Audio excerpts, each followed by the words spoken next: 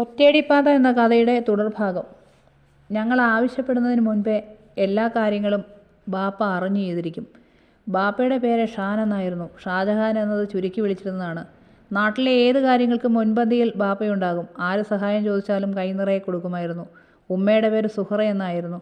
ബാപ്പയുടെ മരണശേഷം സ്വത്തുക്കൾ നോക്കി നടത്താനും തടിമില്ലും ഒക്കെ നോക്കാനും നടത്താനും ഒന്നും ആരുമില്ലാതെയായി. ഉപ്പൂപ്പയ്ക്കാണെങ്കിൽ പ്രായത്തിൻ്റേതായ അവശതകൾ ഏറുകയാണ്. അങ്ങനെ ഉപ്പൂപ്പ തന്നെ ഇടപെട്ടാണ് ഉപ്പൂപ്പയുടെ പെങ്ങളുടെ മകനായ ജമാലുദ്ദീനുമായി ഉമ്മയെ വിവാഹം കഴിച്ചു കൊടുക്കാൻ തീരുമാനിച്ചത്. ആദ്യമൊക്കെ ഉമ്മ എതിർപ്പ് പ്രകടിപ്പിച്ചിരുന്നു. ഉമ്മയുടെ ആൾക്കാരും കൂടി നിർബന്ധം പിടിച്ചപ്പോൾ അവസാനം ഉമ്മ സമ്മതിച്ചു. ഉമ്മ സമ്മതിക്കല്ലേ എന്ന് മനസ്സുകൊണ്ട് ഞാൻ 100 പ്രാവശ്യം പ്രാർത്ഥിച്ചിരുന്നു. പക്ഷേ എൻ്റെ പ്രാർത്ഥന ദൈവം കേട്ടില്ല. മാത്രമല്ല, അന്ന് മുതൽ എൻ്റെ കഷ്ടകാലവും തുടങ്ങി. പുതിയ ബാപ്പയുടെ വരവ് വളരെ ആഘോഷമാക്കി എല്ലാവരും കൂടി. അതുവരെ കണ്ട ഉമ്മയെയല്ല പിന്നെ ഞാൻ കണ്ടത്. പൊട്ടിച്ചിരിച്ചും വിരുന്നുപോകലും ഒക്കെയായി എന്നെ പാടെ അങ്ങ് മറക്കുന്നത് പോലെ. എൻ്റെ ബാപ്പയുണ്ടാക്കിയ സ്വത്തുക്കളും കാറുമൊക്കെ യാതൊരു മര്യാദകളുമില്ലാതെ വിൽക്കുകയും പുതിയത് വാങ്ങുകയും ഒക്കെ പതിവായി. അതിന് പിന്നിലെ ബുദ്ധി എനിക്ക് വളരെ പെട്ടെന്ന് തന്നെ മനസ്സിലായി.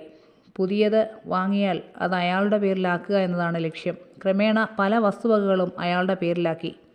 എൻ്റെ ബാപ്പ കുറേ വസ്തുവകകളും ഇപ്പോൾ താമസിക്കുന്ന ആ വലിയ വീടും എൻ്റെ പേരിലാണ് എഴുതിയത്.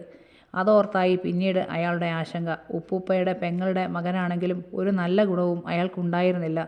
എന്നോട് വലിയ സ്നേഹമാണെന്ന് അഭിനയിച്ച് ഫലിപ്പിക്കും. പക്ഷേ അത്യാവശ്യം വിവരമൊക്കെ ആ പ്രായത്തിൽ തന്നെ എനിക്കുണ്ടായിരുന്നു. ഇതിനിടയിൽ ഉമ്മായിക്ക് വീണ്ടും ഒരു കുഞ്ഞുകൂടി ജനിച്ചു. അതൊരാൺകുഞ്ഞായിരുന്നു. സത്യം പറഞ്ഞാൽ അതോടെ ഉമ്മ എന്നിൽ നിന്നും ഒരുപാട് അകന്നിരുന്നു. ഞാൻ തികച്ചും ഒറ്റയ്ക്കായതുപോലെയാണ് എനിക്ക് തോന്നിയത്. ഇതിനിടയിൽ ഉപ്പൂപ്പയും മരിച്ചു. അങ്ങനെ ആകെ എന്നെക്കുറിച്ച് ഓർത്തിരുന്ന ഒരാളും കൂടെ ഇല്ലാതെയായി. ഉമ്മയ്ക്കാണെങ്കിൽ കുഞ്ഞിൻ്റെ കാര്യങ്ങൾ മാത്രമായി ശ്രദ്ധ. ഞാൻ കഴിച്ചോ കുളിച്ചോ എന്തിന് എൻ്റെ മുഖത്തേക്ക് നോക്കുന്നത് പോലുമില്ല.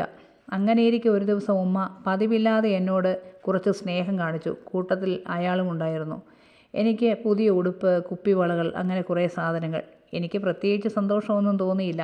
മോളോട് ഉമ്മ ഒരു കാര്യം പറയട്ടെ? ഞാൻ ചോദ്യഭാവത്തിൽ അവരെ നോക്കി. ഉടൻ അവർ പറഞ്ഞു, നമുക്ക് ഈ വീടും സ്ഥലവും ഒക്കെ വിൽക്കാം. എന്നിട്ട് പട്ടണത്തിൽ ഒരു വീടും സ്ഥലവും ബാപ്പ കണ്ടുവച്ചിട്ടുണ്ട്. അത് നമുക്ക് വാങ്ങാം.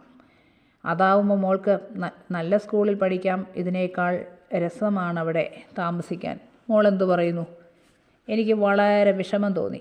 എൻ്റെ പേരിൽ എൻ്റെ ബാപ്പ എഴുതി വച്ചിരിക്കുന്ന സ്വത്തുക്കൾ അവരുടേത് മാത്രമാക്കാനുള്ള അവരുടെ ബുദ്ധി. അതിന് കൂട്ടുനിൽക്കുന്നത് സ്വന്തം ഉമ്മ. എനിക്കൊട്ടും ആലോചിക്കേണ്ടി വന്നില്ല. ഞാൻ പറഞ്ഞു, ബാപ്പയുണ്ടാക്കിയ വീടല്ലേ, വളരെ ആഗ്രഹത്തോടെ അത് വിൽക്കണ്ട. അതെനിക്കിഷ്ടമല്ല. കേട്ടതും ഉമ്മ എൻ്റെ കരണത്തടിച്ചു. എന്തു പറഞ്ഞിടി നീ? പലപ്പോഴും ഞാൻ ഒറ്റയ്ക്കായി ആ വീട്ടിൽ.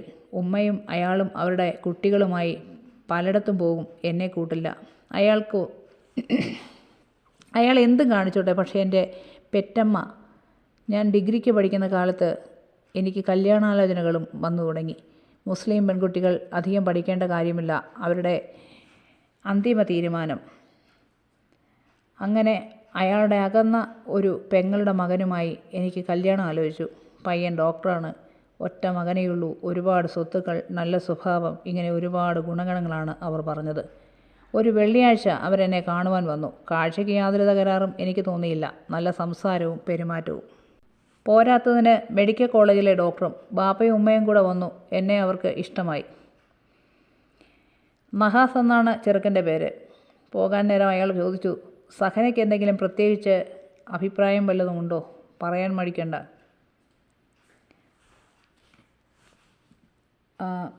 വിവാഹം കഴിക്കുന്നതിന് സമ്മതമാണോ? എനിക്കൊരു കാര്യം പറയാനുണ്ട്. ഞാൻ പറഞ്ഞു, വിവാഹം കഴിഞ്ഞാലും എനിക്ക് പഠിക്കണം. അതിനെന്താ, പൂർണ്ണ സമ്മതം. പിന്നെ പഠിച്ച് ഒരു ജോലി വാങ്ങണം എന്നുള്ളതാണ് എൻ്റെ ഏറ്റവും വലിയ ആഗ്രഹം. അതിനൊന്നും ഞാൻ എതിരല്ല. സത്യത്തിൽ എനിക്ക് വളരെ സന്തോഷം തോന്നി. മറ്റുള്ളവരെ മനസ്സിലാക്കാൻ കഴിവുള്ള ഒരാളാണല്ലോ എന്നോർത്ത്. അങ്ങനെ വിവാഹത്തിൻ്റെ ഒരുക്കങ്ങൾ എല്ലാം ആരംഭിച്ചു. അവർ ഒന്നും സ്ത്രീധനമായി ചോദിച്ചില്ല. എങ്കിലും 101 പവനും ഒരു വില കൂടിയ കാറുമാണ് സ്ത്രീധനമായി കൊടുത്തത്. പുതിയ ബാപ്പയ്ക്കാണെങ്കിൽ എന്നെ എങ്ങനെയെങ്കിലും ഒന്ന് ഇറക്കി വിടണം, അത്രയേ ഉള്ളൂ. എന്നെ വിവാഹം കഴിപ്പിക്കാനും എൻ്റെ എല്ലാ കാര്യങ്ങൾക്കുമുള്ള സ്വർണവും പണവും എൻ്റെ ബാപ്പ മുന്നേ ഉണ്ടാക്കിയിരുന്നു. എൻ്റെ പേരിൽ ബാങ്കിൽ ലക്ഷങ്ങൾ നിക്ഷേപം ഉണ്ടായിരുന്നു. പുതിയ ബാപ്പയ്ക്കാകട്ടെ ഞാൻ ഇറങ്ങിയാൽ ഈ വീടും പുരയിടവും അയാളുടെ പേരിലാക്കാം. പിന്നെ അവരും അവരുടെ കുഞ്ഞുങ്ങളും മാത്രമായിട്ടൊരു ജീവിതവും. അയാൾക്കത് മാത്രമേ വിചാരമുണ്ടായിരുന്നുള്ളൂ. അങ്ങനെ എൻ്റെ വിവാഹം നടന്നു. ഇട്ടുമൂടാനുള്ള സ്വർണവും അണിഞ്ഞാണ് ഞാൻ ആ വീട്ടിൽ കയറി ചെന്നത്. അടുത്ത ഭാഗവുമായി